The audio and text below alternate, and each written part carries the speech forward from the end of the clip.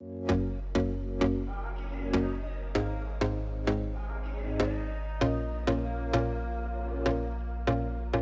love this picture. I imagine myself when I come into Scripture, I plonk myself into the midst of the scene. And so I've sat there looking at Jesus and thinking about the sights and the sounds and who could be there. And it's really a fascinating focal point for our faith. And so right off the bat, I would say that if faith has become complicated for you, if you feel like, it's just all a bit nebulous, then what the Sermon on the Mount does, that is Matthew 5, 6, and 7, it really just zooms us straight back in to some of the really core things that Jesus was on about. So I encourage the Beatitudes to you as a really good refocusing text. And so the year is 1,446 years before Jesus. And Moses ascends Mount Sinai to spend 40 days with God, and he gets the 10 Commandments. And the 10 Commandments are the fundamental attitudes and the behaviors which should characterize and unite the newly freed Israelites. This is how you operate as the children of God. In 30 AD, between 1500 and 16 years after Moses, Jesus ascends a hillside in Galilee, and he teaches this ragtag crowd of people who are following him, showing them the fundamental attitudes and behaviors which should characterize his community of believers. In Matthew chapter 5, verse 17, Jesus says, "Don't think that I have come to abolish the law or the prophets. I have not come to abolish them, but to fulfill them." And what Jesus shows us is like a portal into how the kingdom of heaven operates. We could think of Jesus saying, if you act in these ways now, you're participating in the kingdom, which is operating but not quite yet. If we want to underline this point, we say what Moses began, Jesus brings to fullness of expression. And so we're going to have a look at the Beatitudes now. Okay, so our first point here today is that the Beatitudes console and encourage the needy. Last year I was in Cairo. Has anybody been to Cairo? Has anybody been to Egypt before? Okay, cool. We were staying on the Red Sea, and on the Red Sea is very touristy, and we were snorkeling and all sorts of fun and lots of food, and everything was clean. And then you take a 1-hour plane flight to Cairo, and you get out and you are just hit with this majority world experience. 22 million people, right? So almost the population of Australia trying to make it work in this bustling hub of Cairo.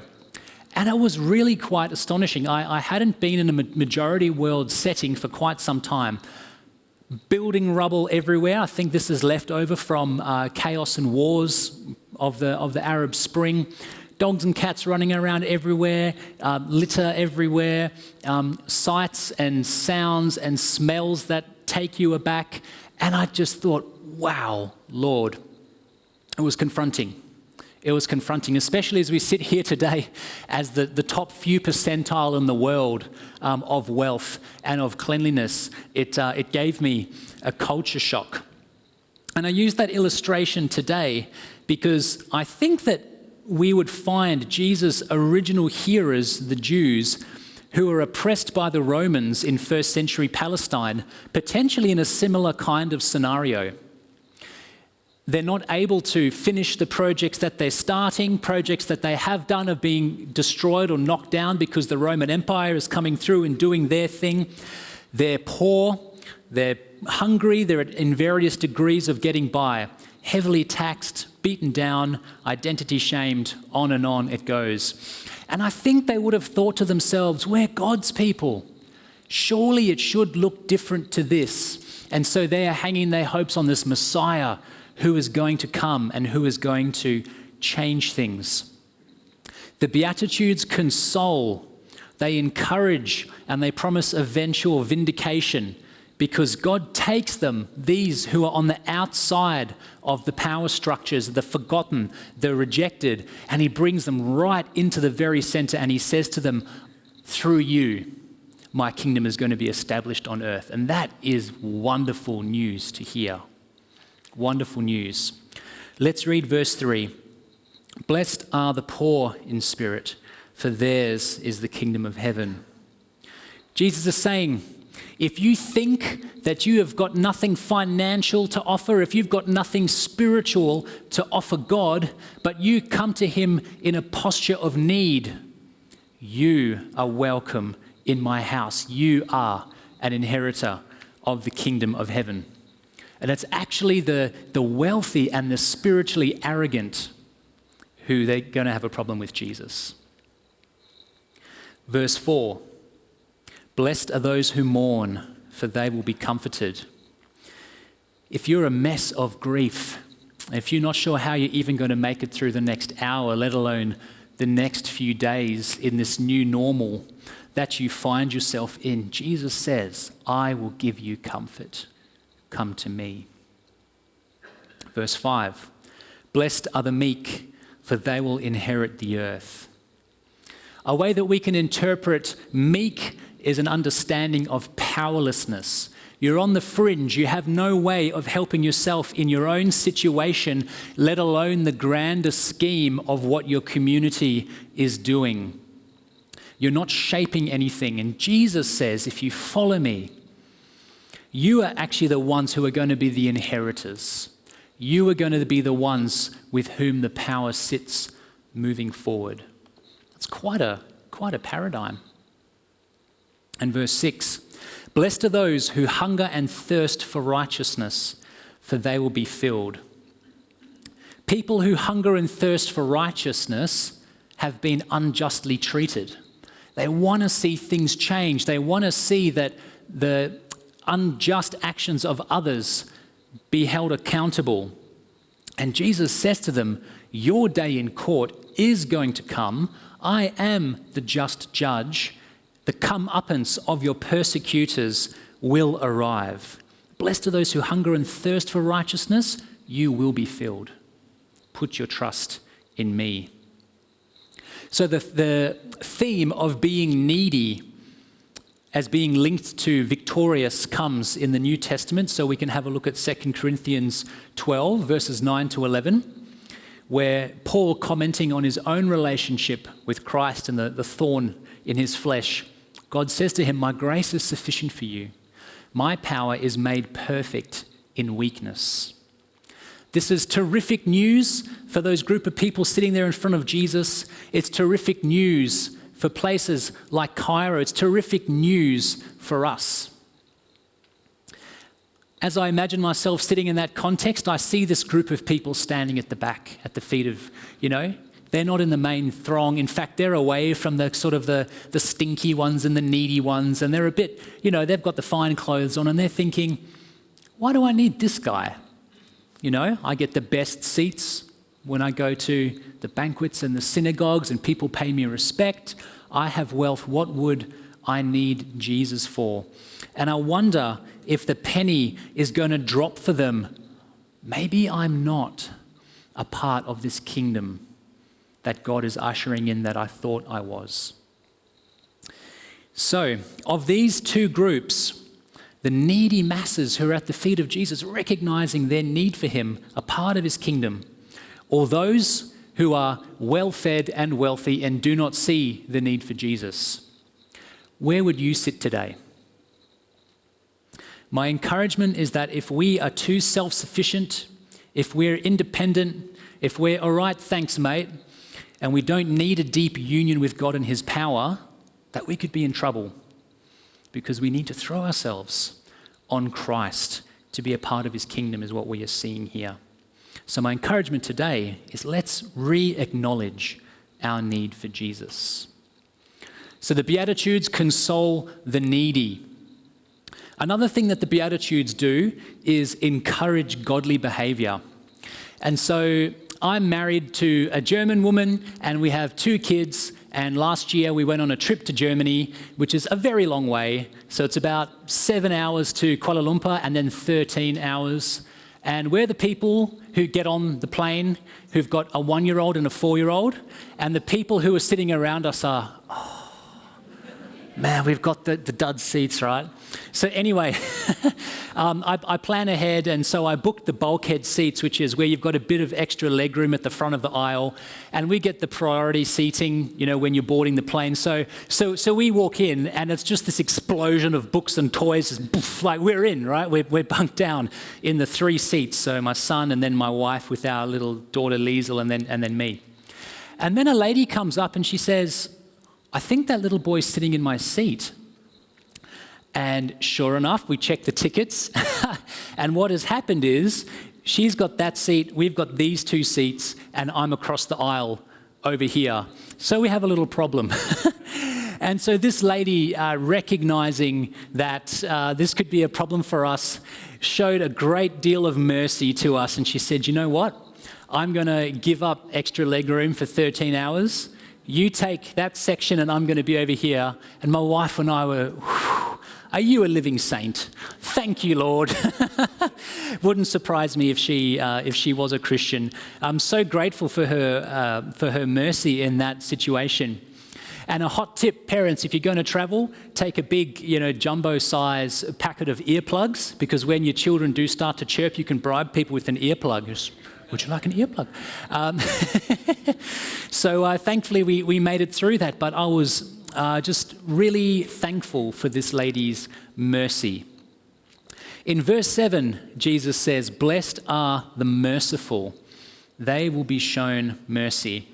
And I like to think that this lady, who has stayed in my mind and who I have prayed for, has encountered mercy from God and mercy from others because of this sacrificial act that she gave. And not only that, but we live in a culture where if we are wronged, we feel vindicated to fight back, right? But what the Lord is saying is, man, if you actually act in mercy, if you turn the other cheek, you too will be shown mercy. A preacher named W.H. Alden has this great quote. He says, "You are to love your crooked neighbour with your crooked heart." And I really enjoy that because it brings it all back down to reality, because just the same as the person who's wronged you needs mercy, in no time at all, you're going to be asking mercy from somebody else, because I guarantee you, you will also make a mistake. Blessed are the merciful, for they will be shown mercy. These are ways that we live out God's kingdom. Verse 8, "Blessed are the pure in heart, for they will see God." If you're someone who is pursuing righteousness, if you're someone who's going after the holy things of the world, it can be a lonely road. I imagine that if you're in a group of friends, whether it be at school or uni or in your workplace, and there's excitement, or people are gathered around something which is not honoring God, and you know that, to actually remove yourself from that situation can be quite an isolating and lonely path to tread. But Jesus says, "Blessed are those who are pure in heart, for they will see God." There's actually nothing that I would want in this world compared to seeing God. I want to see God. And I want to encourage you, keep pursuing righteousness, keep pursuing holiness, even if it is, 1 step forward and 2 steps back and 3 steps forward, okay? Keep going, keep pursuing righteousness. This is something that the Lord encourages us to do. And verse 9, "Blessed are the peacemakers, for they will be called children of God." I want to be identified as a child of God. And being a person of peace and a peacemaker is something that allows us to be identified as such. A few years ago, we had some friends who we were living in Germany for a year. And so we had these friends. And as their first ever international trip, they decided that they would come over to Europe. We went to Iceland and got to see the Northern Lights. So the backdrop for one of those songs was really cool. But unfortunately, our friendship didn't last that travel experience. I think whether it was that we weren't good enough hosts or they'd built up this expectation that we couldn't meet. I don't know what the scenario was. Or maybe we were just living too closely together for too long a period of time. But we'd driven to Prague from Germany. It's like quite a long trip. And it all kind of exploded there. And we realized that, whoa, this has actually become quite a tense situation, and you didn't pay us back for this restaurant meal, and all this sort of stuff, right? And we woke up the next morning to realize that they'd just left the country without saying goodbye. So that was really quite a tricky thing to navigate. And there was a couple of months later that we got back in country in Australia and sort of mutually reached out to try and understand what had actually happened. And at that point, we'd agreed to disagree. So this is going back about 9 years. And then probably about 2 months ago, I found out through a mutual friend that this person's mother had passed away. And she had been heavily involved in a church and college community that I was a part of. And oh, wow, I knew her really well. And God had prompted me to just reach out to this guy. We hadn't spoken, we weren't on great terms, but I just felt that prompting to reach out and to, I suppose, be a peacemaker, to extend that olive branch. And I thought, I'm just going to go for it. And I reached out. And I got back such a warm message from him, just saying, hey, look, thank you so much for reaching out. It's such a shock to us, and we're just going day by day to make it through. But hey, if you're ever in Melbourne, please, it'd be nice to have a cup of coffee with you. And so I see a scenario like that where the Lord opens up a way through a tragedy, but he opens up a way that allows you to go beyond the fight. And this is the way that the kingdom of God operates. And when we have those opportunities, that encouragement to step into those, we are named children of God. That's what a characteristic of the children of God look like. So of these activities, being merciful, pursuing pureness, and being a peacemaker, is there one or more of those that is at lack in your life at the moment? Perhaps someone who's a Christian friend, you can get alongside them and ask them to pray with you as you step into forgiving or step into whatever it looks like. But I do know that when we pray for situations like that, the way that we grow is that we get put into situations like that. And so this is what discipleship looks like. It's being pruned, it's growing, it's maturing. It's not acting as we did yesterday, but through God's strength, it's choosing his course for the future. So I encourage you to be asking God to grow in these traits, to grow in your sanctification of becoming more like Christ. So the Beatitudes console, the Beatitudes encourage godly activity, and we're coming in for our last point here. The Beatitudes put persecution in its correct light. So this is a screenshot from the website Open Doors. Open Doors document the millions of Christian believers every day who face persecution, and they've ranked them in order of where it's the most difficult to be a Christian. And so at the moment, the most difficult place in the world to be a Christian is here in North Korea. And then we have Africa. In Africa, we've got Somalia, we've got Yemen in the Middle East, Eritrea, I think where is it? Somewhere here. I feel embarrassed by that, sorry.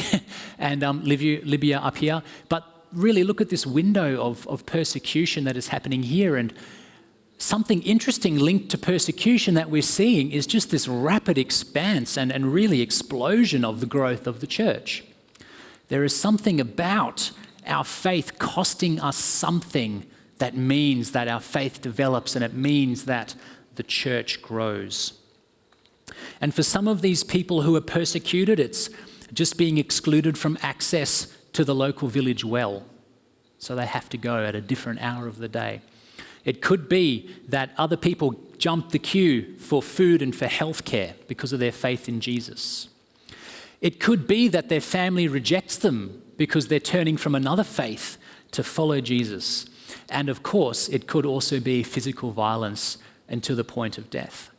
And we have many, many testimonies recorded in books like the Fox's Book of Martyrs or Jesus Freaks by DC Talk. So there are these ways that we can engage with martyrs.